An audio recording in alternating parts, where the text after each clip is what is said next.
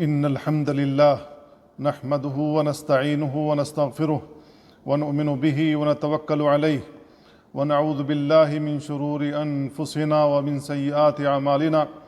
من يهده الله فلا مضل له ومن يضلل فلا هادي له، وأشهد أن لا إله إلا الله وحده لا شريك له، وأشهد أن محمدا عبده ورسوله.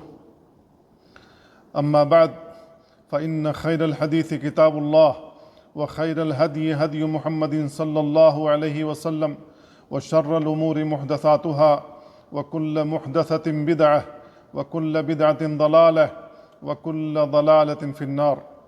عباد الله، اتقوا الله تعالى وراقبوه، فالتقوى سبب للخير والثواب والنجاة من الشر والعقاب. ولو أنهم آمنوا واتقوا لمثوبة من عند الله خير لو كانوا يعلمون. أيها المؤمنون، الأسرة الصالحة هي أساس المجتمع الصالح، فإذا استقرت البيوت استقر المجتمع، وإذا سادت المودة والرحمة بين الزوجين كان ذلك من أعظم أسباب حفظ الدين والعرض والنسل. قال الله عز وجل: ومن آياته أن خلق لكم من أنفسكم أزواجا لتسكنوا إليها وجعل بينكم مودة ورحمة. والمحافظة على بناء الأسرة مقصد شرعي ومطلب ضروري، ومن هنا عظم الإسلام عقد النكاح وسماه الله ميثاقا غليظا. قال صلى الله عليه وسلم: ثلاث جدهن جد وهزلهن جد، النكاح والطلاق والرجعة. وإن من أعظم ما يهدد الأسرة ويزعزع استقرارها ويشتت شملها هو التسرع في الطلاق والتساهل فيه واتخاذه وسيلة للتهديد، فإن هذا من الاعتداء على حدود الله والتلاعب بشريعته. قال تعالى في سورة الطلاق: ومن يتعد حدود الله فقد ظلم نفسه. وأخبر النبي صلى الله عليه وسلم عن رجل طلق امرأته 3 تطليقات جميعا، فقام غضبان ثم قال: أيلعب بكتاب الله وأنا بين أظهركم؟ الأصل في الطلاق الحظر والمنع، ولكن الله أباحه بقدر الحاجة والضرورة، فمن استعمله في غير موضعه كان وبالا عليه. قال صلى الله عليه وسلم: أيما امرأة سألت زوجها طلاقا في غير ما باس فحرام عليها رائحة الجنة. يقول ابن حجر رحمه الله: الأخبار الواردة في ترهيب المرأة في طلب طلاق زوجها محمولة على ما إذا لم يكن بسبب يقتضي ذلك. ومن نعمة الله على العبد أن تكون له زوجة يسكن إليها وأسرة يقوم عليها، والتسرع في الطلاق بلا مصوغ استخفاف بهذه النعمة ونقص في العقل والحكمة. قال بعض الفقهاء: الطلاق في غير حاجة إليه محرم، لأنه ضرر بنفسه وزوجته وإعدام للمصلحة الحاصلة لهما، فكان حراما كإتلاف المال. ومن أسباب التسرع في الطلاق الاستغراق في لحظة الغضب، فهي جمرة يلقيها الشيطان في قلب الإنسان حتى يقوده إلى إحراق بيته بالطلاق، فيصبح بعد ذلك من النادمين. قال صلى الله عليه وسلم: إذا غضب أحدكم فليسكت. وتساهل بعض الرجال في الطلاق حتى صاروا يخرجون بيوتهم بألسنتهم ويهدمون أسرتهم بغضبهم، والضحية هم الأبناء والبنات. قال صلى الله عليه وسلم: ليس الشديد بالسرعة، إنما الشديد الذي يملك نفسه عند الغضب. وضبط الانفعال والغضب يحفظ كيان الأسرة من التصدع والعتب. يقول أبو الدرداء رضي الله عنه لزوجته أم الدرداء: إذا غضبت فرضيني، وإذا غضبت رضيتك، فإذا لم نكن هكذا ما أسرع ما نفترق. وجاء الوعيد الشديد والنهي الأكيد لكل من كان سببا في تفريق الأسرة وتمزيقها، وهؤلاء الذين تبرأ منهم النبي صلى الله عليه وسلم، كما جاء في الحديث: من أفسد امرأة على زوجها فليس منا. وقال صلى الله عليه وسلم: ليس منا من خبب امرأة على زوجها. يقول شيخ الإسلام ابن تيمية رحمه الله: سعي الرجل في التفريق بين المرأة وزوجها من الذنوب الشديد، وهو من فعل السحرة، وهو من أعظم فعل الشيطان.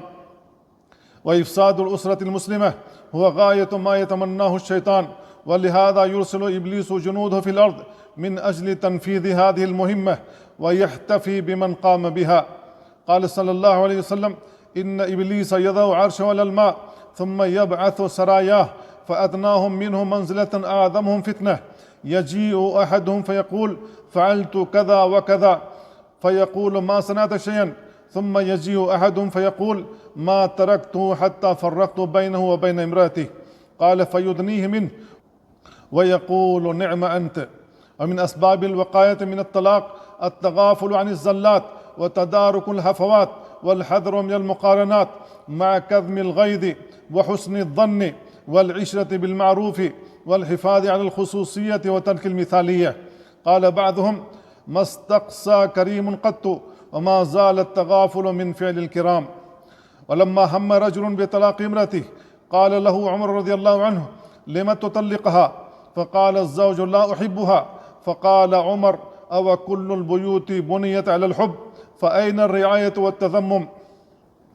ومن أسباب الوقاية من الطلاق الصبر على مشقة الحياة الزوجية واحتساب الأجر في ذلك. قال الله عز وجل: فإن كرهتموهن فعسى أن تكرهوا شيئا ويجعل الله فيه خيرا كثيرا. قال ابن كثير رحمه الله: أي فعسى أن يكون صبركم مع إمساككم لهن وكراهتهن فيه خير كثير لكم في الدنيا والآخرة. قال صلى الله عليه وسلم: دينار أنفقته في سبيل الله، ودينار أنفقته في رقبة، ودينار تصدقت به على مسكين، ودينار أنفقته على أهلك أعظمها أجرا الذي أنفقته على أهلك. بارك الله لي ولكم في القرآن العظيم، ونفعني وإياكم بما فيه من الآيات والذكر الحكيم. أقول قولي هذا وأستغفر الله لي ولكم ولسائر المسلمين من كل ذنب فاستغفروه إنه هو الغفور الرحيم. الحمد لله على إحسانه، والشكر له على توفيقه وامتنانه، وأشهد أن لا إله إلا الله وأن محمدا عبده ورسوله. أما بعد، فإن في الإصلاح بين الزوجين قطع الطريق على أمنية إبليس، ومن ذلك توصية أهل العقل والحكمة ليحولوا دون إيقاع الطلاق. قال تعالى: فلا جناح عليهما أن يصلحا بينهما صلحا والصلح خير. قال ابن كثير رحمه الله: والصلح خير أي من الفراق. والإصلاح بين الزوجين من أجل القربات وعدم الحسنات، فرب كلمة صادقة أو نصيحة مخلصة أو تدخل حكيم أعاد المودة بعد الجفاء، وجمع القلوب بعد التفرق، وحفظ أسرة من الضياع. قال الله عز وجل: وإن خفتم شقاق بينهما فابعثوا حكما من أهله وحكما من أهلها إن يريدا إصلاحا يوفق الله بينهما إن الله كان عليما حكيما. هذا، وصلوا وسلموا على الرحمة المهداة والنعمة المسداة نبيكم محمد رسول الله، فقد أمركم بذلك ربكم في محكم تنزيله، فقال وهو الصادق في قيله: إن الله وملائكته يصلون على النبي يا أيها الذين آمنوا صلوا عليه وسلموا تسليما. اللهم صل وسلم وزد وبارك على نبيك محمد صلى الله عليه وسلم. اللهم احشرنا في زمرته وادخلنا في شفاعته وأحينا على سنته وتوفنا على ملته وأورثنا علمه وأورثنا حوضه وأسقنا بكاسه شربة لا نظمأ بعدها أبدا، وارزقنا مرافقته في الفردوس الأعلى. اللهم ارض عن الخلفاء الراشدين المهديين أبي بكر وعمر وعثمان وعلي، وعن الصحابة والتابعين ومن تبعهم بإحسان إلى يوم الدين. اللهم أعز الإسلام والمسلمين، اللهم أعز الإسلام والمسلمين، وأذل الشرك والمشركين، ودمر أعداءك أعداء الدين، واحمي حوزة الدين، وانصر عبادك الموحدين. اللهم فرج هم المهمومين، ونفس كرب المكروبين، واقض الدين عن المدينين، واشف مرضانا ومرضى المسلمين. اللهم آمنا في أوطاننا، وأصلح أئمتنا وولاة أمورنا، ووفق ولي أمرنا وولي عهده لما تحب وترضى، وخذ بناصيتهما للبر والتقوى.